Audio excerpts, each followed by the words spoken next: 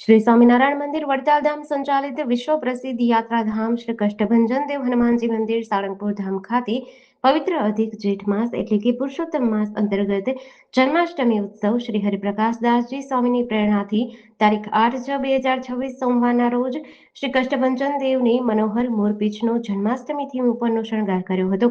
સવારે 6:45 કલાકે આરતી પૂજારી સ્વામી દ્વારા કરાઈ હતી। ભગવાન શ્રી કૃષ્ણની બાલ લીલા અને ગૌ સેવા દર્શાવતી એક અત્યંત આકર્ષક અને જીવંત ઝાંખી તૈયાર કરી હતી, જે ભક્તો માટે પણ આકર્ષણનું કેન્દ્ર બની છે। ગર્ભગૃહમાં મોરપીંછાની કલાત્મક પ્રતિકૃતિ તૈયાર કરી છે।